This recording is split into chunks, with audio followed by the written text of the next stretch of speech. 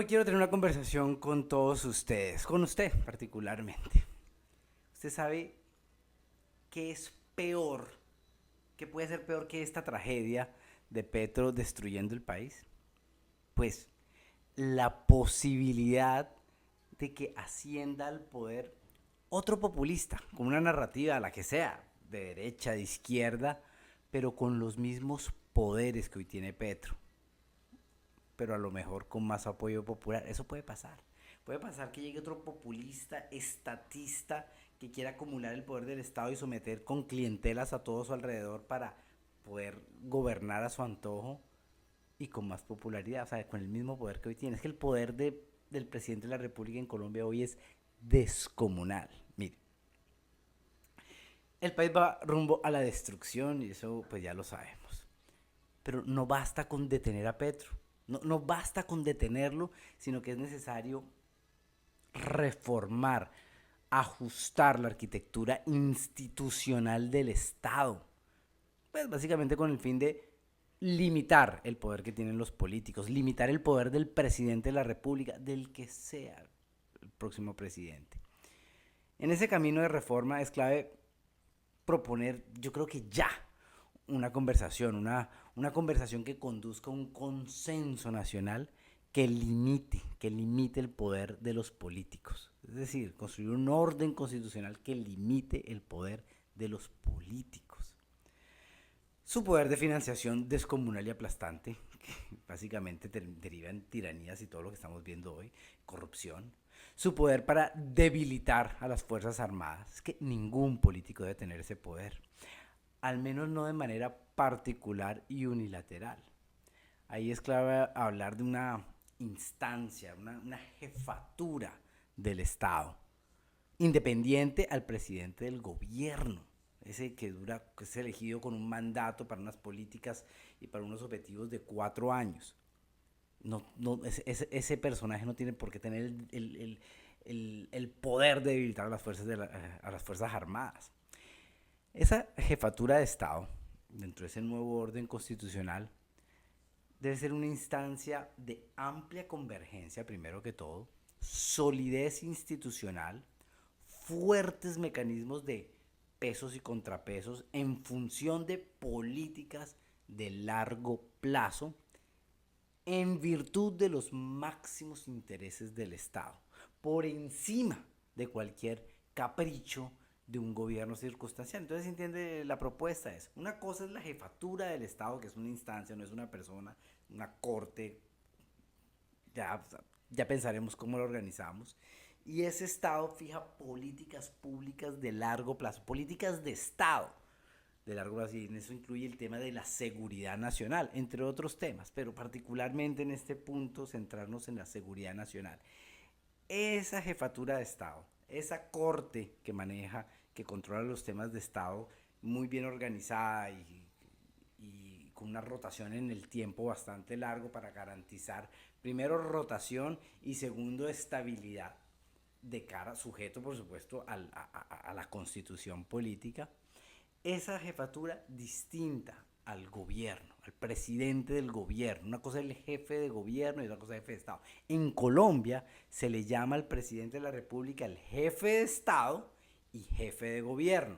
Ese es el poder que tiene. Por eso tiene una capacidad amplia sobre muchos temas que hay que empezar a ponerle coto. Otro tema importante que es importante mmm, ponerle coto es limitar el poder de los políticos para incidir en la justicia, que es otro tema de Estado también. Aquí los políticos pueden incidir en la conformación de cortes, eso no debe ser. Entonces, es clave también, dentro de ese marco, de esa nueva estructura institucional, esa nueva arquitectura constitucional que vamos a acordar, es importante ponerle límite a los políticos en materia de justicia, independizar la justicia. También es importante erradicar ese poder que tienen los políticos para otorgar impunidad a criminales y fortalecer a organizaciones terroristas. ¿Cómo así que los políticos pueden, pueden otorgar perdón, generar procesos de paz, amnistías, fortalecimiento a los grupos criminales que a la larga se traducen pues en más violencia. Mire, jamás podemos volver a ciclos, esos ciclos de laxitud con los agresores de la sociedad, que a su vez generan incentivos para romper la ley y pues termina recrudeciendo los ciclos de violencia, recrudeciendo la violencia. Jamás eso no puede volver a pasar. Y para eso es clave erradicar del actual orden constitucional y del ordenamiento jurídico que tenemos en Colombia todas las concesiones que existen a favor de los criminales y de la impunidad. Todas esas puertas hay que cerrarlas. Pum, pum, pum, pum, pum, pum, pum. De forma estructural y que no pueda llegar, no, que con el próximo gobierno vuelve las abra. No, tiene que ser estructural. Tiene que ser estructural. Porque, o si no, vuelven y las abren. De nada sirve hacer reformas que después llega otro gobierno y coge una llave y la abre. No, tiene que ser muros, murallas institucionales dentro de la estructura. De eso es de lo que tenemos que empezar a hablar de cara a una reforma del Estado. No de más impunidad, no de más poder a los políticos, no de más Estado más grande, no de más clientelismo, no de más recaudo y más plata para someter a los ciudadanos, sino al contrario, liberalizar. De eso se trata la liberalización, es ponerle cotos, pesos y contrapesos y muros a la clase política y al Estado y más libertades a las ciudadanías. Dentro de esta reforma a la arquitectura institucional del Estado es inaplazable extirpar todos los instrumentos y capacidades que hoy tienen los políticos y los politicazos para generar contratación, nombramientos, estructuras clientelares. Aquí en Colombia cualquier ministro, cualquier director de departamento, tienen un poder inmenso, unas chequeras grandísimas, unas secretarías generales dedicadas a la contratación y contratación a dedo, con diferentes procesos, pero son chorros de dinero y son contratos insignificantes, inservibles para los altos intereses del Estado y sin que los contribuyentes jamás nos enteremos. Eso no puede seguir pasando.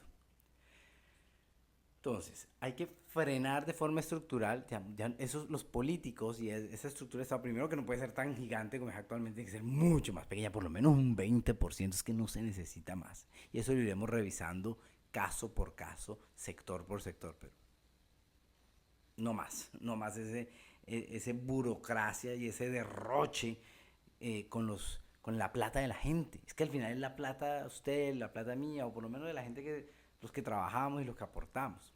Entonces, ni se recibe plata de los intereses espurios para hacer política, ni se pagan favores desde la política, porque materialmente, estructuralmente no va a haber modo de hacerlo si las ciudadanías libres nos ponemos de acuerdo para eso, para asegurar, para bloquearles esos caminos. Las grandes obras y los programas estratégicos del Estado se financiarán a partir de la voluntad de los contribuyentes y bajo mecanismos de selección objetiva fuera del alcance de los políticos, ¿no le parece? Procesos debidamente auditados y que sepamos de qué se trata. Y no van a ser una atomización de contratos como actualmente existe, sino es que, mire, esa vaina de los recursos públicos morirá. Ese fondo actualmente, ese fondo ilimitado que actualmente tienen los políticos, lo obtienen porque lo usurpan, primero que todo, lo usurpan mediante impuestos para llenar arcas y arcas al servicio de los intereses de la clase política. Eso no puede ser más, eso tiene que dejar de existir. El dinero de los contribuyentes, como realmente se llama esa plata, dinero de los contribuyentes, tiene que ir para fines puntuales. ¿Fines puntuales de qué? De seguridad ciudadana y defensa del Estado. Una justicia implacable, independiente, vigilada, plena, o sea, una justicia que tenga una capacidad de ser auditada también y vigilada y que sea plenamente operativa. La plata de los contribuyentes enfocada al desarrollo de infraestructura, programas y servicios públicos, pero estratégicos del Estado, planteados de cara a la ciudadanía, de cara a los contribuyentes, debidamente autorizados y contratados mecanismos no por entidades. Las entidades como reguladores técnicos del sector, pues son los que plantean la política, plantean objetivos, plantean rumbos en función de un mandato, de un voto, de una voluntad popular, que ya veremos también cómo se traduce eso, ¿no? Cómo sería esa mecánica. Pero ese es el alcance. Digamos, no tienen la capacidad de contratar, ¿no? Generar bastiones ahí de contraticos. No se trata de eso. Para eso no se necesita el Estado, para eso no se les pone ahí. No es para eso. Otro tema importante de la contratación, de la función del Estado Central, pues obviamente son las relaciones internacionales y todo el sistema diplomático, pero también con propósitos claros, no que sea unas repartijas y prebendas en función de los intereses de los políticos. No puede seguir siendo así.